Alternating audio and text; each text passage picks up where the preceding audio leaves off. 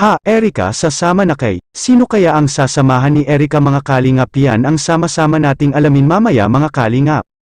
At passport ni Erika matagal na palang inihanda. Isang mapagpalang araw sa inyong lahat mga kalingap. Sanay hindi nyo po makalimutan na mag-like sa video na ito. At maraming salamat po mga kalingap sa pagpatuloy na pagsuporta lalo na kay Kuya Val Santos Matubang at Kalingap Rab. Erika, may sasamahan na isang tao. Sino kaya ito? Si Sir June A na kaya ito mga kalingap? Malalaman na natin mamaya. Hindi inasahan ng karamihang viewers mga kalingap sa mabilis na nagbabago ang mga desisyon ni Erika sa pag-ayaw niya sa Team Kalingap. Kaya nagawa ng ilan na ang mga isip ng iba ay si Erika merong naghahawak sa kanya na tao at dahilan na pinayuhan ito nang ititigil na niya ang pagpa-vlog kina Kalingap Rab. Naghinala ang ilang viewers na isa din ang ate ni Erika ang nagsolsol sa kanya na hihiwalay na sa Team Kalingap at sa mga sponsors na lang anya sila umaasa na makakabahay sila at makaahon sa hirap ng buhay. Hindi malayong totoo ang lahat ng mga sinasabi ng ilang taga-suporta ng Erika mga kalingap. Dahil sila Kalingap Rab ay kilala ng mga tao na tumutulong sa mga taong lubos na karapat-dapat. At ang maganda pa dito ay naisama na ang line-up sa pabahay kina Erika.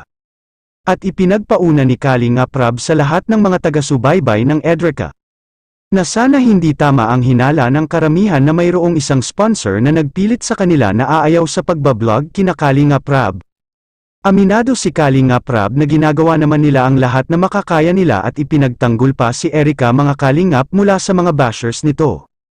Ngunit madali lang tinalikuran ni Erika ang Team Kalingap. Dahil sa kanyang ginawa ay sobrang nasaktan ang mga tagahanga ni Kalingap Rab lalo pa at nakaalinsabay pa nito ang kaarawan ni Kalingap Rab. Naisa sana si Erika na magiging bisita ni Kalingap Rab sa araw na yon. Hindi sana maging palaisipan ng karamihan mga kalingap kung si Erika pa mismo ang nagsabi at nagpapaalam siya ng maayos sa mga tagahanga ng Erika. Hindi sana maging palaisipan ng lahat, sabi ng ilan na madali lang hanapin sana ang yaman sa mundo ngunit ang pagtitiwala ay mahirap nang maibalik ito.